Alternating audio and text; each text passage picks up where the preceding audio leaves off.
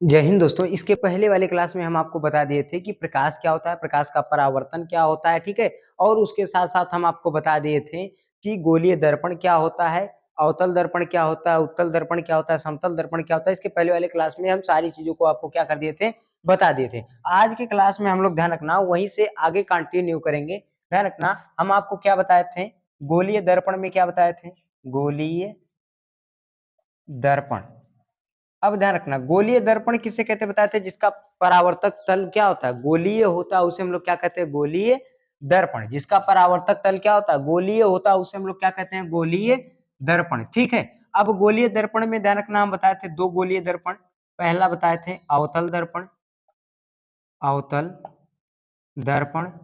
और जो दूसरा बताए थे इसका नाम था उत्तल दर्पण। क्या था, उत्तल दर्पण।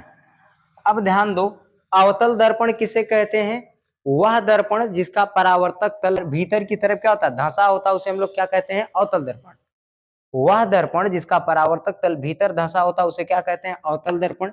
चित्र बना के बता दिए थे, देखो जैसे इसका परावर्तक तल देखोगे तो चिकना वाला भाग क्या होता है, भीतर धंसा है, तो इसे क्या कहेंगे, अवतल दर्पण। और उत्तल दर्पण किसे कहते हैं, वह दर्पण जिसका परावर्तक तल बाहर की तरफ निकला होता है उसे हम लोग कौन सा दर्पण कहते हैं, उत्तल दर्पण। जैसे ये दर्पण दिख रहा है, इसका परावर्तक तल यानी चिकना वाला भाग देखो बाहर की तरफ निकला हुआ है, तो इसे कौन सा दर्पण कहेंगे हम लोग, उत्तल दर्पण। समझ में आ रहा है। अवतल दर्पण किसे कहते हैं, जिसका परावर्तक तल भीतर धसा होता है उसे क्या कहते हैं, अवतल दर्पण। और ध्यान रखना जिसका परावर्तक तल क्या होता है, बाहर की तरफ निकला होता है उसे हम लोग क्या कहते हैं, उत्तल दर्पण। कोई दिक्कत नहीं है ना, समझ में आ रहा है। अब ध्यान दो आगे हम लोग देख लेते हैं कि दर्पण से जुड़ी हुई कुछ मुख्य चीजें होती हैं जिनको हम लोग जान ले। ठीक है। अब देखो ध्यान से, क्या है, यह एक चित्र है, दर्पण है ये। इस भाग पे क्या किया जा रहा है, कलई की जा रही है। ठीक है। अब ध्यान दो, जो दर्पण है,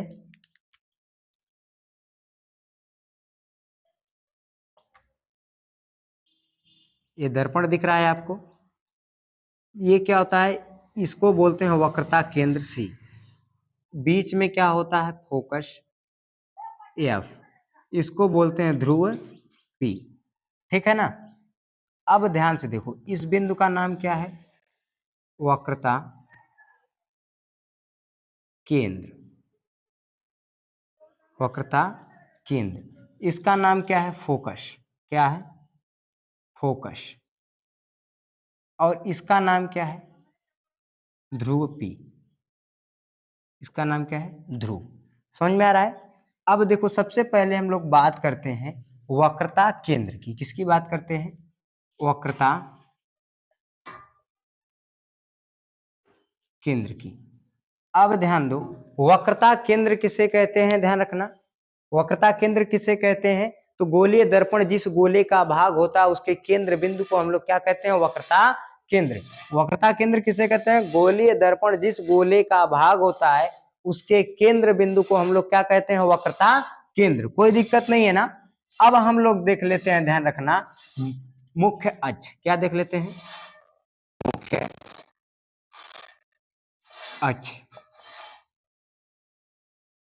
अब ध्यान दो, मुख्य अक्ष किसे कहते हैं, तो वक्रता केंद्र सी और दर्पण के ध्रुव पी को मिलाने वाली रेखा क्या कहलाती है, मुख्य अक्ष। ध्यान रखना, वक्रता केंद्र सी और दर्पण के ध्रुव पी को मिलाने वाली रेखा को हम लोग क्या कहते हैं, मुख्य अक्ष। कोई दिक्कत नहीं है ना, इसको हम लोग क्या कहते हैं, मुख्य अक्ष। अब बात आती है किसकी, वक्रता त्रिज्या की। किसकी, वक्रता त्रिज्या।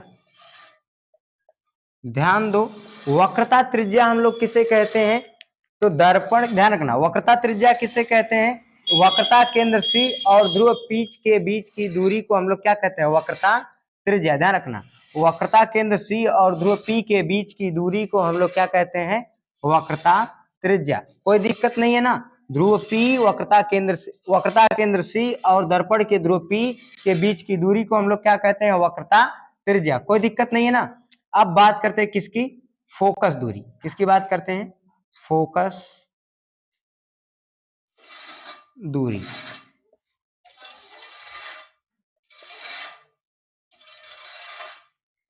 फोकस दूरी, फोकस दूरी ध्यान रखना किसे कहते हैं, तो वक्रता त्रिज्या की आधी दूरी क्या कहलाती है? फोकस दूरी कहलाती है। क्या कहलाती है?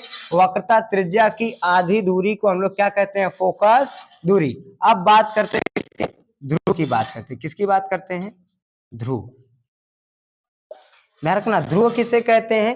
तो दर्पण के केंद्र बिंदु को, यानी दर्पण के जो बीच का यानी परावर्तक तल के एकदम केंद्र बिंदु को हम लोग क्या कहते हैं?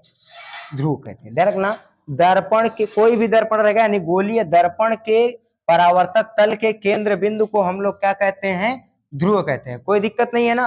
अब ध्यान दो, सबसे पहले बात करते हैं वक्रता केंद्र किसे कहते हैं? गोलीय दर्पण जिस गोले का भाग होता है उसके केंद्र बिंदु को हम लोग क्या कहते हैं? वक्रता केंद्र कहते हैं। मुख्य अक्ष किसे कहते हैं? तो दर्पण के वक्रता केंद्र C और ध्रुव P को मिलाने वाली रेखा क्या कहलाती है? मुख्य अक्ष कहलाती है। इसके बाद बात किसकी करते हैं? वक्रता त्रिज्या की।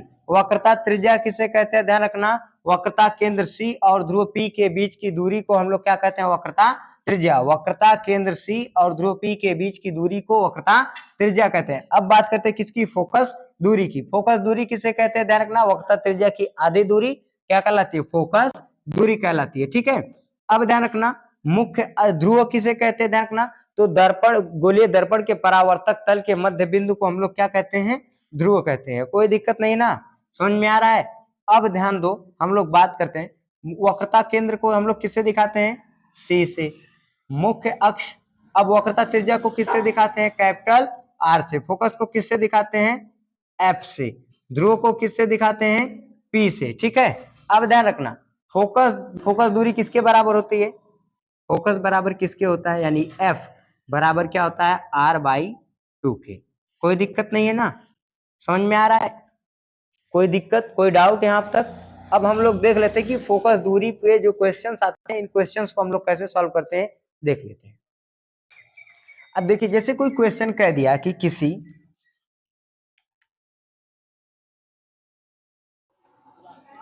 कह दिया एक गोलीय दर्पण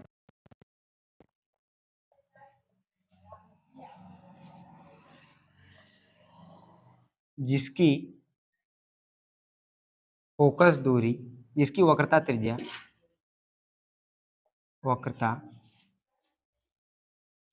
जिसकी वक्रता त्रिज्या 20 सेंटीमीटर है, तो उसकी फोकस दूरी ज्ञात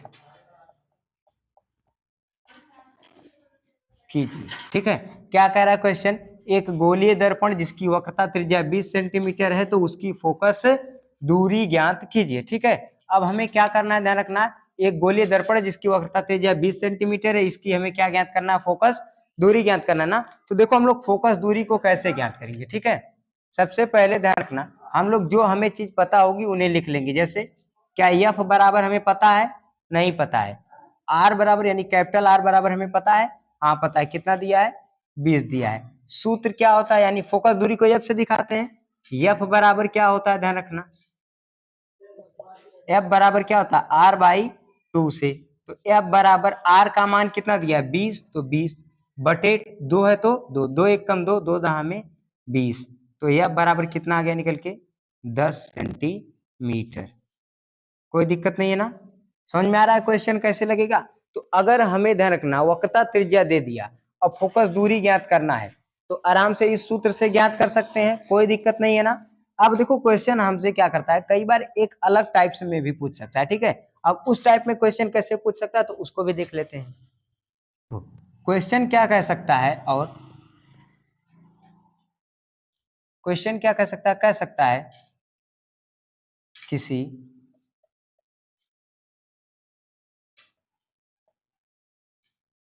गोलीय दर्पण की फोकस दूरी 12 सेंटीमीटर है, तो उसकी वक्रता त्रिज्या ज्ञात कीजिए। इन्हीं दो तरीकों से क्वेश्चन हमसे पूछ सकता है। कह सकता है किसी गोलीय दर्पण की फोकस दूरी 12 सेंटीमीटर तो उसकी वक्रता त्रिज्या ज्ञात कीजिए, या हमें वक्रता त्रिज्या दे करके फोकस दूरी पूछ सकता है। तो अब देखो कैसे इसको सॉल्व करेंगे। ठीक है, तो हमें पहले क्या दिया रखा है, क्या एफ हमें पता है, हाँ फोकस दूरी, फोकस दूरी कितना दिया है, एफ से होता है फोकस दूरी कितना है 12 सेंटीमीटर। क्या हमें कैपिटल आर पता है, नहीं पता है, कोई दिक्कत नहीं। अब देखो ध्यान से, एफ बराबर क्या होता है आर बाई 2, एफ का मान कितना है 12 बराबर आर बटे 2, 2 इधर भाग इधर आके क्या आ जाएगा गुणा, तो 12 गुणे 2 बराबर कैपिटल आर, तो 12 दूनी 24 बराबर कैपिटल आर, तो इसलिए कैपिटल आर बराबर 24 सेंटीमीटर। समझ में आ रहा है। तो वक्रता त्रिज्या कैसे ज्ञात करेंगे, कोई दिक्कत नहीं है ना।